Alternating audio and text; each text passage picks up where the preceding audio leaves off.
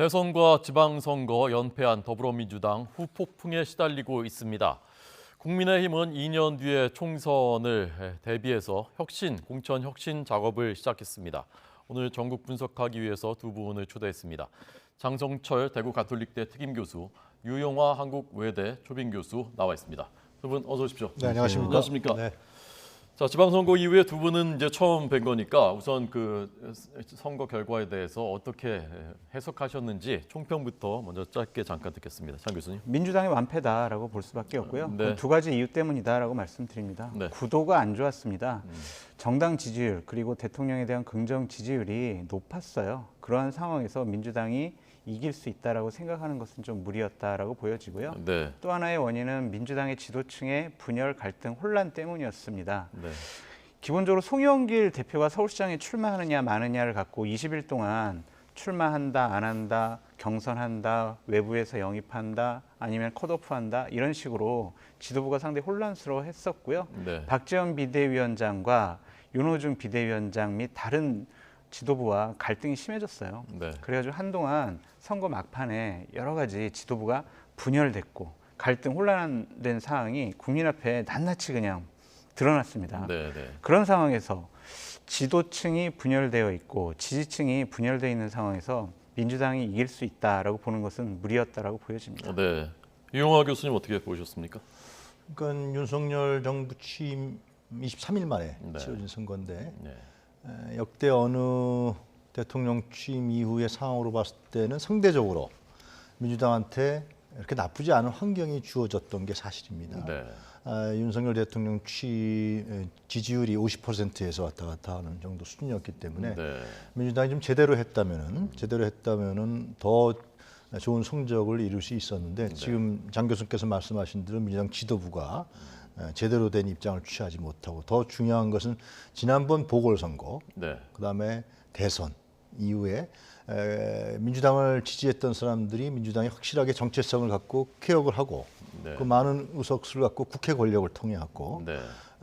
대통령 윤석열 권력을 좀 견제해 주길 바라는 네. 그 마음이 이번에 더 강했는데 그러한 개혁에 대한 입장 이런 부분보다도 뭔가 하여튼 뭐 왔다 갔다 하는 이러한 입장들이 있으니까 민주당 지지자층들이 나가기 싫어했다. 네. 그러나 반면에 인천 계양을과 경기도 같은 경우에 있어서는 인천 계양을에서 투표율이 60%가 넘고 네. 그리고 득표율도 두 자리 숫자로 나온 거는 이재명에 대한 거는 기대는 아직도 지지자층들이 상당히 있다. 네. 그리고 경기도도 마찬가지로 김동연이라는 새로운 인물 또 그 이전에 이재명 후보가 경기도 지사였다는 측면 이런 부분들은 민주당이 좀 제대로만 한다면 앞으로 한다면은 이 현 정부에 대한 견제와 균형에 이러한 부분들을 지지자들이 기대와 희망을 갖고 있다. 네. 그런 부분도 보였다 이렇게 생각할 수 있을 것 같습니다. 자, 두 분의 그 분석이 일견 비슷하지만 또 미묘하게 다른 부분이 있거든요. 우선 민주당 지지자들 상당수가 실망했다는 부분 이제 같은 내용인데 그렇죠. 특히 이제 호남, 광주 투표율 낮았고. 그래서 이준석 국민의힘 대표는 당장 내년 4월이죠. 전주을 재선거 이제 준비 본인이 한다라고 했던데 호남 민심에 대해서는 어떻게 해석하셨는지 이번에 유 교수님부터 듣겠습니다. 글쎄요, 그러니까 그것이 투표율이 33.7%인가요? 네. 투표율이요? 광주가 그렇죠. 광주가 37%인가요? 37.7%. 광주만 그랬죠. 네. 전남하고 전북은 좀 상회했고요. 그렇습니다. 실제로 그런 측면에서 봤을 때는 민주당에 대한 실망이 이제 큰 거죠. 네. 그러니까 민주당이 바뀌고 변화하고 쇄신하고 그리고 강한 야당을 야당 항상 그런 주문이 있지만 네. 강한 야당으로 모습으로 드러나서 개혁을 추진하고 네. 특히 이제 국회 권력을 갖고 있잖아요. 실제로 네. 국회 권력을 상당 부분 갖고 있기 때문에 그 부분을 통해서 윤석열 정부를 견제해주고 또 균형을 잡아주고 그럼으로써 자신들의 국민의 삶을 지켜주길 바라는 이런 마음들을 강하게 갖고 있기 때문에 이번에 이제 민주당이 이런 부분들을 정확히 꿰뚫고 알아서 저는 잘 몰랐으니까 꿰뚫고 알아서 제대로만 한다 그러면은 제가 봤을 때는 민주당에게도 희망이 있다. 근데 만약에 이 부분을 또 오늘 말씀 나누겠습니다만 지지부진하고 내부 분열하고 분란하고 또 개파 간 갈등만 하고 그렇게 된다 그러면 민주당은 사실상 헤어나가기 힘든 그런 구렁텅이로 빠지게 되지 않을까 그런 생각합니다. 전주를 어떻게 국민의힘은 이준석 대표는 이길 수 있다 얘기했다는데 호남 민심은 어떻습니까? 광주에서 이렇게 네. 낮은 투표를 기록한 것은요. 민주당 정신 차려야 돼라는 의미로 광주 시민들께서 투표를 불참한 것이 아닌가라는 좀 생각이 들어요. 네. 대선에 지고 나서도 제대로 된 반성과 혁신, 개혁 없이 그냥 계파 간의 갈등, 주도권 다툼 이런 것을 벌인 것에 대한 그 광주 시민들의 좀 불만 아니면은 경고 이런 차원이 아닐까라는 좀 생각이 듭니다. 네. 반성해야 된다, 달라져야 된다라는 그런 애정어린 비판이라고 보여집니다. 2016년 얘기를 좀 말씀드려볼게요. 네, 그때 네. 총선 때 민주당에게 상당히 뼈아픈 패배가 기록했어요. 그 당시에 안철수의 국민의당에서 네. 호남 28곳 중에서 23곳을 안철수의 국민의당에서 의석을 확보했거든요. 네, 네. 그때는 민주당 좀 달라져야 되는데 도저히 우리가 자유한국당은 찍을 수 없고 네. 대안 세력으로 국민의당을 찍었어라고 해서 네, 네. 민주당에게 경고를 보낸 거였는데 네. 이번에는요 국민의힘은 찍을 수가 없으니까 네. 차라리 그냥 투표를 포기함으로써 음. 민주당에게 우리의 경고의 의미를 좀 강하게 보여줘야 되겠다라고 네. 생각을 하신 것 같습니다. 네. 만약에 계속 앞으로 전당대회를 앞두고도 개파 간의 갈등과 혼란 그리고 주도권 다툼만 반복이 된다면 네. 광주 시민들, 호남 시민들께서는 네. 상당한 수준으로 이제는 회초리가 아니라 네. 몽둥이로 혼내줄 각오를 하고 계시는 거 아니냐라는 네. 생각이 듭니다. 예. 이 선거에 패했지만 지금 정치 뉴스의 중심은 오히려 민주당 상황 쪽으로 이제 초점이 모이고 있거든요. 아까 이재명 그 의원이죠. 이제 의원에 네. 대해서는 기대가 여전하다 보셨는데 만약에 이재명 의원이 등판 안 했다면 여기에 대해서 지금 당내에서도 완전히 그 시각이 상반되거든요. 유 교수님 어떤 입장이십니까? 글쎄 이 문제는 좀 더 냉철하고 객관적으로 볼 필요가 있는데요. 네. 제 생각에는. 그럼 이재명이라는 인물이 등판하지 않았다면 민주당이 지방선거에서 이겼을까요? 네. 그 질문을 한번 좀 드리고 싶어요. 네, 네. 더 저는 패배했을 것이라는 생각이 듭니다. 네. 그러니까 이번에 민주당이 패배한 것은 이재명이라는 사람이 나왔기 때문에 패배한 것이 아니라 네. 그동안에 지금 이제 우리 장 교수님도 말씀하셨지만 민주당이 보였던 행태들 국회에 상당한 권력을 줬는데도 불구하고 제대로 그것을 수용하지 못하고 그리고 뭘 하는지 잘 모르겠다 이러한 그리고 상당히 국회의원으로의 특권적 기득권들을 계속 누려왔던 거 아니냐 이런 부분에 대한 질책인 것이지 이재명 당신 때문에 이번에 우리가 안 찍었다 이런 것은 아니라고 생각합니다. 네. 그것은 유권자들 투표 결과로 나타난 거 아니겠습니까? 인천 계양을 해서 이재명이라는 인물이 당선됐단 말이죠. 네. 갑자기 갔는데 네. 경기도에서도 김동연 후보가 됐고 그런 측면들은 그것을 이제 어떤 자기 자신들의 개파 문제, 또 8월에 당권 투쟁에 대한 문제, 내년 이제 총선에 대한 공천 문제 이런 거를 바라보게 되면 그게 안 보이죠, 잘. 네. 잘 안 보이지만 이번 투표 결과에 나타난 국민들의 목소리, 또 유권자들의 목소리, 지지자들의 바람 이런 걸 본다 그러면은 좀 제가 보기에는 좀 정확하게 보지 않을까라는 네. 생각이 듭니다. 그래서 이재명 때문에 졌다라는 것은 제가 보기에는 그리고 너무 지방선거 다음 날부터 그런 얘기가 나왔잖아요. 네, 네, 네. 참 이해가 안 간다. 예, 예. 그럼 좀 반성하고 성찰하고 평가도 하고 네. 그런 다음에 이재명 때문에 졌느냐 뭐 이렇게 객관적 근거들이 대티 나와야 되는데 네. 그런 게 아니라 그 다음 날부터 몇몇 의원들이 언론에 나가서 그런 것은 국민들이 봤을 때는 또 당권 투쟁하는구나. 네. 또 개파 간에 투쟁하는구나. 저 사람들 믿고서 어떻게 야당을 지지할 수 있겠느냐. 예. 견제할 수 있는 힘이 있느냐. 뭐 이러한 불신들 이런 부분들이 더 가중되는 예. 형태가 아니냐 저는 네. 그렇게 생각합니다. 네. 장 교수님 어떻게 생각하십니까? 민주당 내부에서 이런 얘기 붙어 있죠. 이재명 후보 본인만 살고 다른 사람들은 어렵게 만들었다라는 비판을 받았습니다. 네, 네. 저희가 객관화된 여론조사 데이터를 보면요. 네. 이재명 후보가 저 출마하겠습니다라고 하고 그리고 총괄선대위원장을 맡고 난 다음에 민주당의 지지율은 하락 추세로 갔어요. 네. 만약에 긍정적인 영향을 끼치고 다른 후보들의 경쟁력을 강화시키는 쪽으로 갔다면 지지율이 높아졌어야죠. 네. 다른 요인도 분명히 있습니다만 그런 것들을 막을 만한 힘이 있다라고 생각을 해서 이재명 후보가 등판을 해야 된다라고 요구가 나온 거 아니겠습니까? 네, 네. 그런데 그런 하락 추세를 막지 못했다는 것만 봐도 이재명 후보의 리스크가 이번 민주당 선거 참패의 중요한 원인이 하나였다라고 말씀드릴 수밖에 없습니다. 네. 결국에는 후보 경쟁력을 깎아먹고 결국에는 당선되기 어렵게 만든 부분이 이재명 리스크였다. 막판에 네. 공약까지도 아니 김포공항은 이전해야 됩니다라는 공약을 내세움으로써 네. 내부 간의 갈등 혼란을 더 증폭시켰어요. 네, 그러니까 이것은 네. 결코 선거에 도움이 되지 않은 행위였다. 네. 그래서 저는 이재명 후보가 나오지 않았다면 뭐 광역단체장에 대해서 보다 더 나은 성적을 민주당이 얻었을 것이다라고 네. 얘기하기는 어렵지만 예, 예. 다른 기초단체장이나 기초 의원들 같은 경우에 네. 좀 더 성과를 내지 않았을까 싶습니다. 네. 이게 진단에 따라서 처방이 달라지는 건 아니겠습니까? 그래서 당장 이제 8월 전당대회 때 그러면 이재명 의원이 당대표로 나서는 것이 좋으냐? 유 교수님 어떻게 생각하십니까? 이재명 후보가 나왔기 때문에 안 됐다.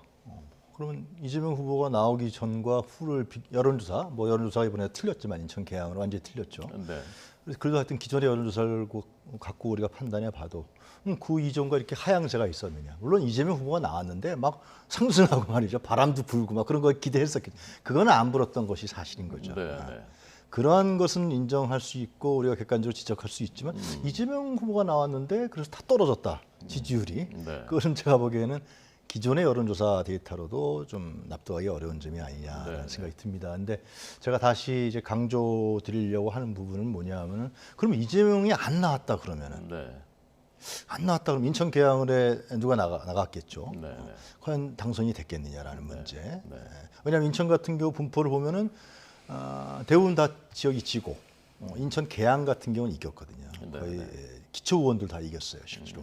이런 걸 봤을 때는 이 뭐 이제 민주당에서 객관적 데이터 갖고 이제 평가하겠죠. 반성도 하고 뭐 네. 개파 간의 갈등만 항상 할 수 있는 건 아니니까 네. 그런 부분들이 좀 객관적으로 드러나지 않겠냐라는 생각이 들고 김포공항 문제도 그 뭐 대선 때 나왔던 거로 알고 있습니다. 네. 그런데 그것이 김포공항 부분이 실제로 그 양천구라든가 강서구에 사는 주민들 네. 그리고 이제 그 수도권 서부 라인에 있는 분들은 이 몇십 년 동안 이 공항의 소음 그리고 이 고도 제한 네. 네. 이런 부분 때문에 상당히 굉장히 불편했던 것 중에 하나였거든요. 네. 예, 예. 지금은 달라졌지만 과거에 학교 같은 경우는 이 교실 문도 막아놓고 막 그랬었단 말이죠. 네. 창문을. 네. 이런 측면에 봤을 때 그건 해결해 나가야 될 문제로서 네. 또 그것이 인천 계양을 주민들이 받아들였기 때문에 네. 이재명 후보에게 높은 득표율을 준 것이 아니냐라는 생각이 듭니다. 네. 전당대회 같은 경우는 예를 들면 이제 여러 당권 대표주자들이 나오겠죠. 네. 나오는데 제가 바라고 싶은 거는 뭐냐면은 이러한 이재명 때문이냐 아니냐 누구 때문에 패배했냐 이런 부분들을 네. 지금 이렇게 혼자 개인이 나와서 언론에 나와서 얘기하는 것보다는 네. 네. 이제 전당대회 열리면 이제 뭐 TV 토론도 열릴 테고 공개적으로 당원과 지지자들 앞에서 공개적인 논의를 할 테니까 네. 그런 점들에 대해서 검증받고 네.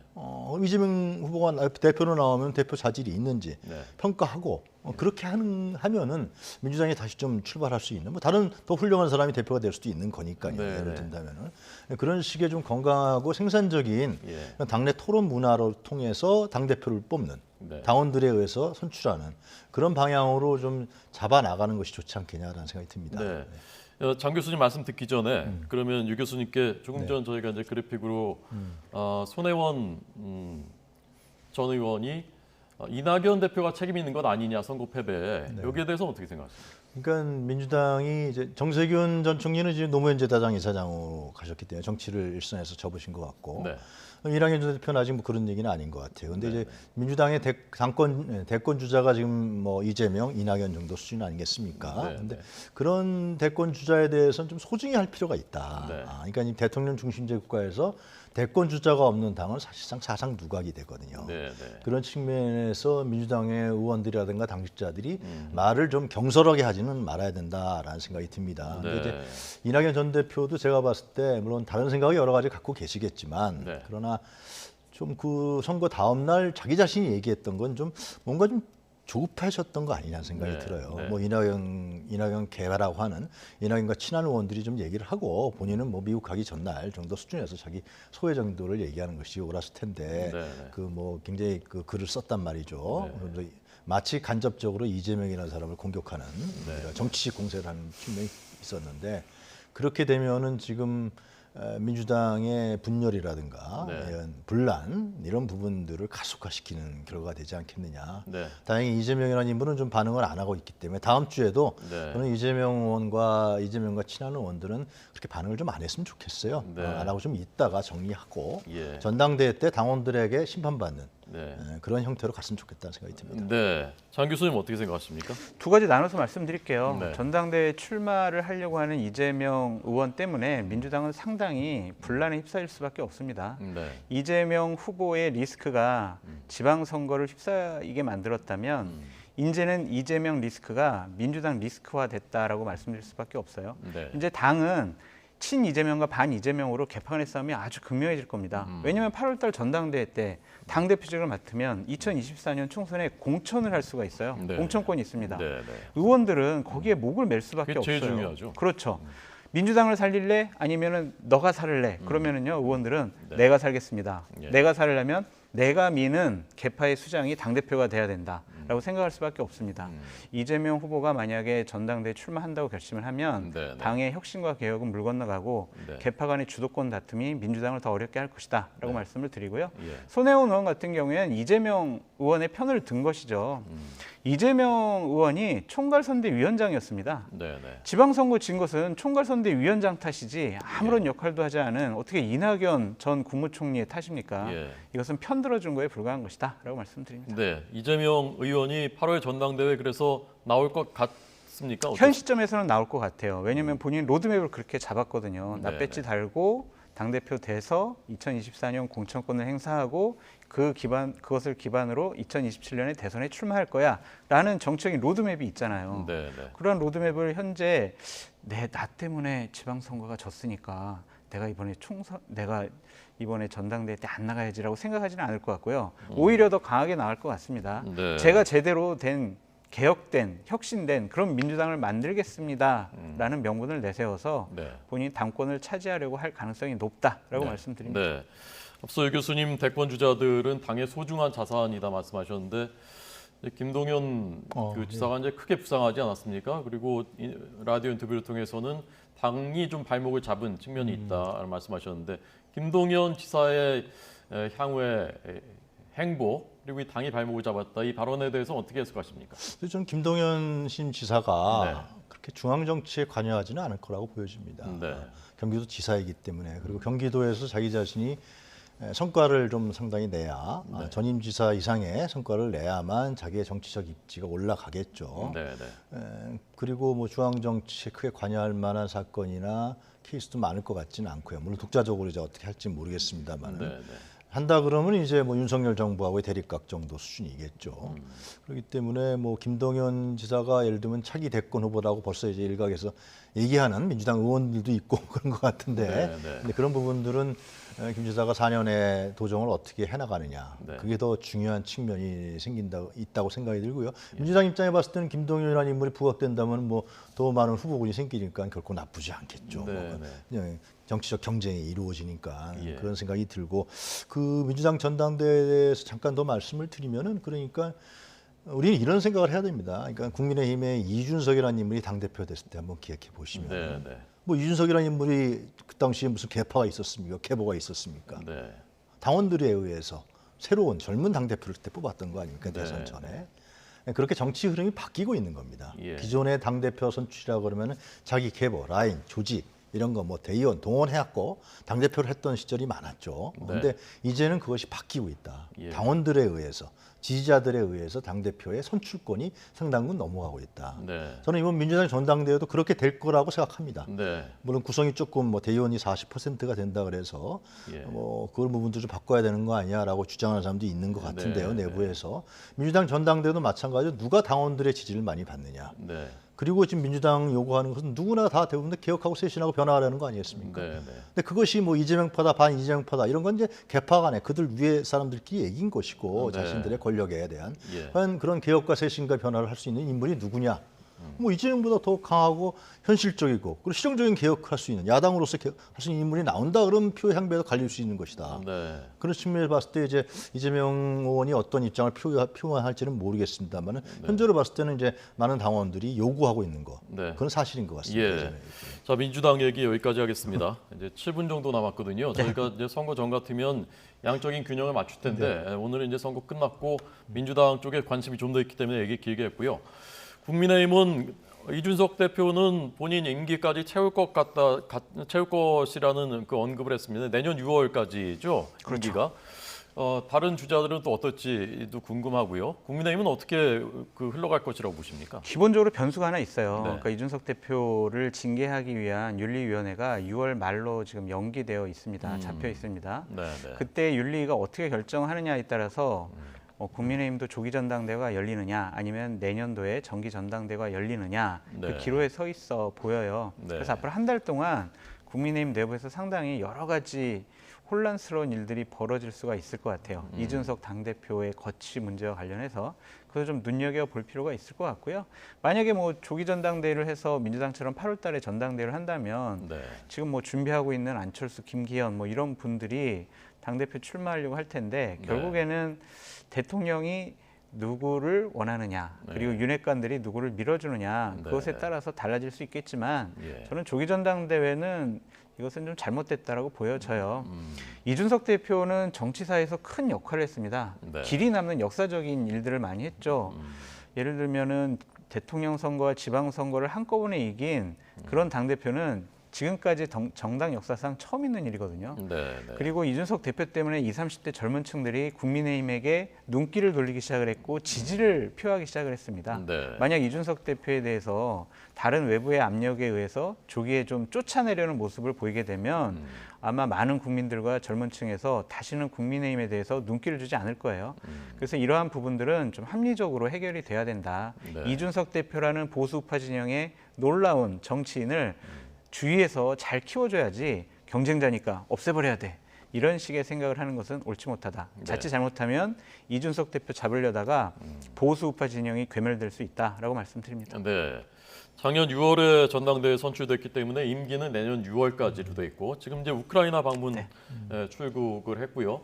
내년 4월에 이제 이상직 의원직 네. 상실되면서 전주을이 재선거 치러지는데 거기에 자기는 준비하겠다라는 말을 인터뷰에서 했습니다. 자, 국민의힘 상황 어떻게 생각하십니까? 글쎄요, 그러니까 선거 지금 이제 장 교수님 말씀하신 대로 선거 기간 중간에 이준석 당대표가 국민의힘에 기여한 바는 상당히 있는 것이죠. 실제로 네, 선거 네. 구도라든가 물론 민주당 사람들은 굉장히 싫어했던 걸로 알고 있는데 하여튼 그런데 이제 과연 이제 집권을 했단 말이죠. 집권을 해서 안정적인 집권 여당의 대표의 상을 갖고 있을 텐데 네, 네. 국민의힘 당원들이 이준석이라는 사람을 그렇게 바라보는 것이냐, 네. 그냥 선거 때 필요했던 사람이느냐. 이 차이가 있을 것 같은데 그 윤석열 대통령의 입장이 제일 중요할 것 같은데요. 또 네. 윤핵관들의 또 내부 그 개파 간의 갈등 이런 것도 있을 것인데 중요한 건 이제 국민의힘 당원들이 집권여당 당 대표인데 예. 그리고 이제 국회에서도 의석수도 적고요. 그랬을 때 과연 안정적인 국정 운영을 윤석열 정부가 하기 위해서 어떤 당 대표가 필요하느냐라는 네, 예. 측면에 대한 걸 봤을 때는 좀 상당히 논란이 있잖아요. 이준석 당 대표 지금 뭐 성비리 의혹 문제도 있는 것이고 네, 내부 갈등도 있는 것이고 그래서 그런 부분들이 말끔하게 해소되지 않고 이준석이라는 인물이 좀 안정성을 보이지 않는다 그러면은 네, 네. 그 당원들이 어떻게 생각할지 좀 당 대표도 좀 안정성 있는 사람으로 가야 되는 거 아니냐 네, 네. 그런 판단을 할 수도 있다. 저는 그렇게 생각합니다. 예, 예. 안정성이 떨어지는 것 아니냐 이준석 대표. 뭐 하실 말씀 있으십니까? 근데 이번에 선거 과정 중에 상당히 이제 정치적으로 좀 엄숙하고 당 대표라는 직위에 대해서 무게감을 느꼈던 것 같아요. 아주 진중하고 네. 뭐 괜찮은 모습을 보였다. 그래서 그 이전까지는 조금 좀 젊은 당 대표의 그런 모습을 보였지만 이제는 좀 노련한 예. 정치인의 모습도 보이고 있다라고 네. 말씀을 드립니다. 특히 이긴 당이잖아요. 네. 선거에서 2번이나 대선, 지방선거 아주 크게 이겼는데 혁신 위를 띄우면서 우리는 민주당보다 앞서서 당을 개혁해 나가겠습니다. 정치권을 혁신해 나가겠습니다. 이런 모습 취한 것은요. 네. 보통 당대표로서는 생각하기 어려운 부분이거든요. 네, 네. 근데 이렇게 앞장서 나간다는 것 자체가 이준석 대표가 점점 상당히 많이 나아지고 있다라고 말씀드립니다. 네. 자, 대답 마무리하기 전에 사실 뭐 좀 이른 감도 있습니다만 미국 언론들도 보면 미국 대선 끝나서 당선자 나오는 날 차기 주자 얘기를 보도하고 그러더라고요. 그래서 지금 이제 국민의힘의 차기 구도, 대선 주자 구도들 이미 이제 시청자들은 많이 얘기를 하시거든요. 그래서 두 분께 뭐 이르지만 한 1분씩 어떻게 전망하시는지 이번에 유 교수님 먼저 듣겠습니다. 저는 신임 오세훈 서울시장이 상당히 탄력을 받을지 않을까 생각합니다. 제가 듣기로는 이미 서울시장 선거에서 대권 프로젝트가 가동됐다 뭐 그런 얘기까지 들릴 아하. 정도로 네. 하여튼 워낙 차이가 있었으니까 그렇게 이제 서울시정을 펼쳐나갈 거로 여겨지기 때문에 대중성도 있고 네. 당내 기반은 제가 잘 모르겠습니다만은 네, 네. 거기에 이제 후보 단일화에서 합의해줬던 안철수 의원 그리고 이준석 당대표는 뭐 차기 대권까지는 아직 아닌 것 같고요. 네. 지금 현재 거론되는 인물은 그 정도가 아니겠냐 모르겠습니다. 한동훈 장관이 또 어떻게 나올지. 근데 그건 이제 윤석열 정부가 어떻게 5년을 마무리 짓고 중간에 평가를 어떻게 받고 이런 부분들과 많이 밀접하게 연관이 돼 있겠죠. 네. 네, 네.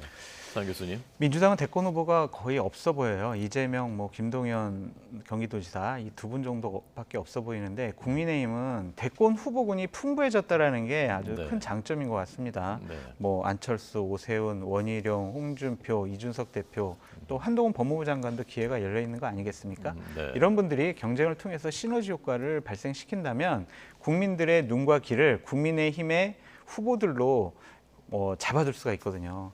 그러한 경우에는 다음번 대선도 아직 멀었지만 네, 그래도 네. 국민의힘 위주로 좀 갈 가능성이 있지 않을까라고 조심스럽게 전망해 봅니다. 네.